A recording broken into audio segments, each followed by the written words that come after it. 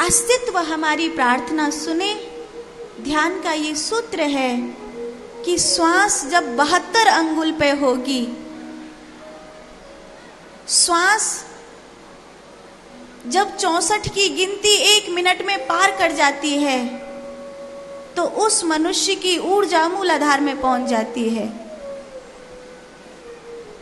वो मनुष्य प्रेत योनि को सह्य करता है।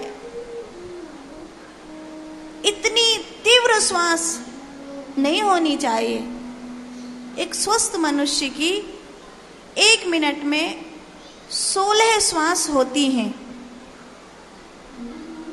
योगी की 1 मिनट में 8 श्वास होती हैं, और जो समाधि में चला जाता है उसकी 1 मिनट में लगभग 2 या 1 श्वास ही चल रही होती है।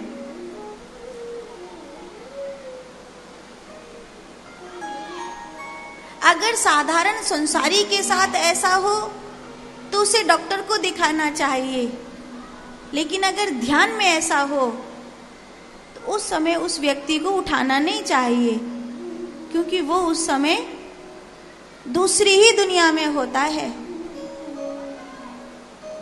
और कई बार तो योगी अपनी श्वासों को थाम कर अपने इस शरीर को छोड़कर दूसरी जगह घूमने चले जाते हैं, बशर्ते उस दौरान, जिस दौरान वो अपने शरीर को छोड़कर कहीं दूसरी जगह गए हैं, उनके शरीर को कोई छेड़ना नहीं चाहिए। उस समय अगर कोई आवाज हो गई, किसी ने छेड़ दिया, तो ऊर्जा इतनी अधिक विक्षिप्त हो जाती है कि उस शरीर को संभलना अत्यंत कठिन हो जाता है। हो सकता है कि मृत्यु भी हो जाए। जीव अपनी पुकार अस्तित्व तक इसलिए नहीं पहुंचा पा रहा है क्योंकि उसकी श्वास बहुत ऊपरी हो गई है।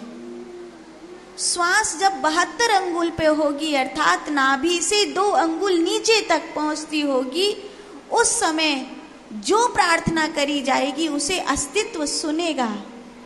यही कारण है कि लोग कहते हैं बच्चे की प्रार्थना भगवान बहुत जल्दी सुन लेते हैं। आपने ये देखा होगा कि बच्चे की प्रार्थना भगवान बहुत जल्दी सुन लेते हैं। क्यों? क्योंकि उसकी श्वास अभी 72 अंगुल पर है, इसलिए वो जो बोलेगा अस्तित्व उसको सुनेगा। जो बच्चा धीरे धीरे धीरे धीरे अपनी ऊर्जा को नीचे और श्वास को ऊपरी कर देता है, फिर वो चीज खो जाती है।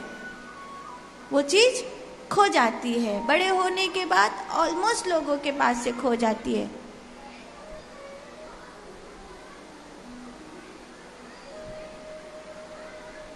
हमारे पास 3 पुस्तक हैं, जिसमें एक में ध्यान की विधि लिखी हुई है और एक में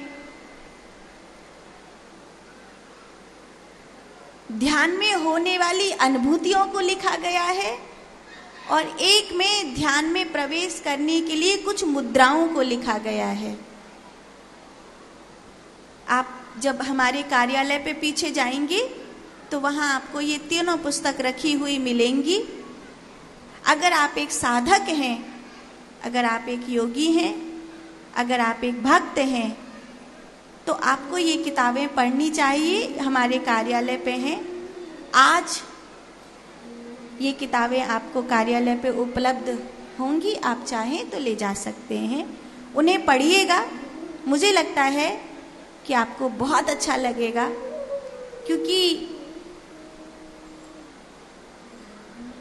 जिस रास्ते पर हमें जाना है उस रास्ते का नक्शा होना कहीं ना कहीं मजबूती देता है, बल देता है कि हमें ऐसे ऐसे ऐसे ऐसे जाना है।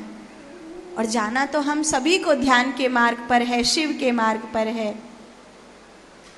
बुढ़ापे में पढ़ोगे, ठोकर खा खा के जानोगे, ये जन्म निकल जाएगा, अगले जन्म की सोचोगे। मैं तो कहती हूँ आज ही क्यों नहीं जागते? जब जागो जब ही सवेरा।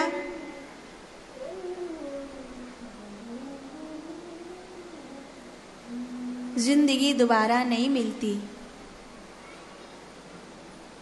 पानी की लकीरों से तस्वीर नहीं बनती, ख्वाबों से कभी तकदीर नहीं बनती।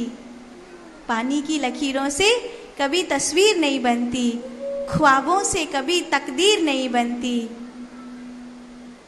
इस जिंदगी में आगे बढ़ो, क्योंकि ये जिंदगी दोबारा नहीं मिलती।